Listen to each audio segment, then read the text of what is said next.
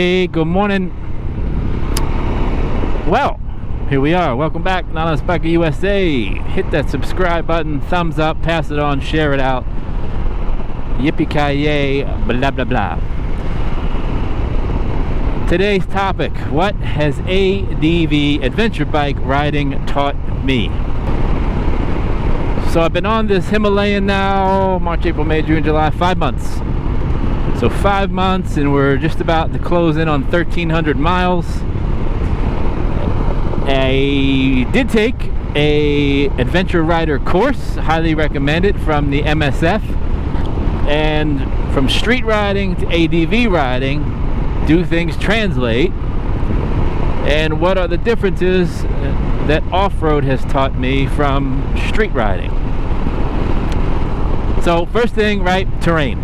Obviously, you get in the woods, you have a ton of unexpecteds. Is it gravel? Is it sand? Is it dirt? Is it mud? Is it wet? Is it dry? Rocky? Hill climbs, descents?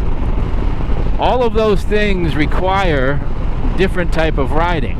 And the first thing that you notice is your tires. Obviously, tires are super important on a motorcycle.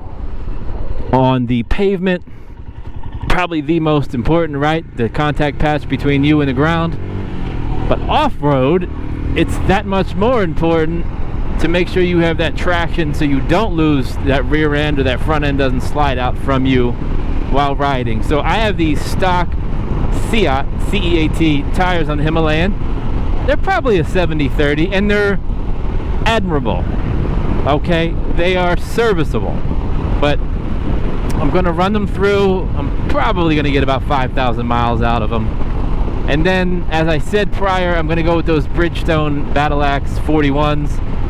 There's an ADV guy. I've heard great things about them, and I think they're more of a 50-50. So the tire choice, if you're going to be mostly, 50% off-road, if not, go with the stock if you're going to ride here. But this is more for an off-road, what I learned. Tires are important. Skid plate is tremendously important. If you have a little flimsy aluminum one, spend the $150-200 and upgrade it. You do not want that problem when you're back in the woods to where you have a big old rock crack your engine casing or have an oil problem or hit your oil cooler or who knows. But those rocks, I've learned, fly around fast and they fly around hard. So an updated skid or a upgraded skid plate, the one on the Himalayan stock, is pretty good. But I actually am, at the end of this ride, just going to go look online and see how much a little beefier one is, because I've been getting into some more rough terrain with rock and the clearance, and like I said, for the $150, I'd rather be safe than sorry and not stranded.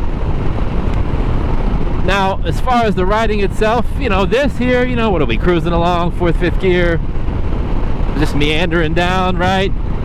Depending on if you went to the MSF school, stop, press, roll through the turn, or I'm more a fan of trail braking. Oh, that was my road, but I can get the next one. I'm more a fan of trail braking, and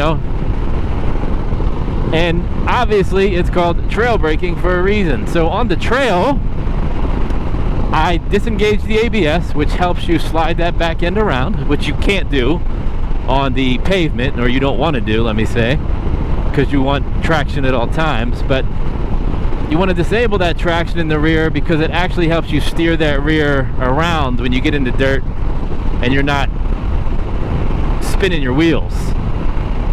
Oh, loose gravel ahead, loose gravel. Perfect, bring it on. So, not having ABS or disengaging ABS, critically important off-road as opposed to on-road. Gearing, how you ride off-road, you're pretty much between 1st, 2nd, and 3rd gear, maybe 4th if you get a nice straight run on a hard pack surface. Very unlikely though, especially if you're climbing and descending. 1st, 2nd gears. So you will master clutch control as you should on a street bike, but it'll be a little more so because you're helping kind of steer the bike with the clutch control and the throttle, at the same time through the dirt and terrain, depending on what it is. Speeds are going to be lower, obviously, right? Unless you're super skilled, which I am not. When you're on the asphalt, you know, these turns, they just meander. The ADV riding has actually made me a better rider on the pavement. Your slow speed maneuver skills off-road should be extremely good, because you're gonna have a lot of time where you're caught in no man's land and you're kind of hovering, whether it's, you know, getting over a rock or getting over an obstacle, whatever that may be. Oh, that wanted me to go down that John Chester Road, did it? Well, I'll just keep going straight. Because there's areas where the terrain is not level, so you may not be able to put either foot down, let alone two or one. So you have to be really good at that. And physical conditioning is important. You know, I'm a big workout person, 5-6 days a week at the gym for a long time, and I know it definitely contributes to the ease that I'm able to do these rides. If you're deconditioned, you might want to start working out a little bit, because standing, sitting, climbing, and you're doing multiple things at one time to ensure a safe ride. A lot of dexterity, a lot of coordination, and physical fitness definitely plays a role. Blind curves, right? Just like we're doing out here, you have some. But in the woods, there's no lines that mark the road. You don't know who's coming the other way. You don't know if there's animal, wildlife. So blind curves are really blind curves, because you stay to the right when you go around a turn, but there could be a truck coming, and there's rules of the road, but there's not really laws of the road back there, so to say. So you got to use your head. Common sense is critical. Good luck out there, everybody.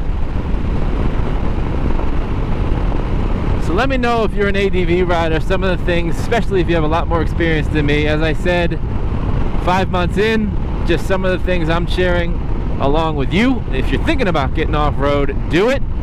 It'll be the best decision you make. You learn a lot, you test your skill, you challenge yourself, and you see a lot of great sights, and the traffic that is there is minimal.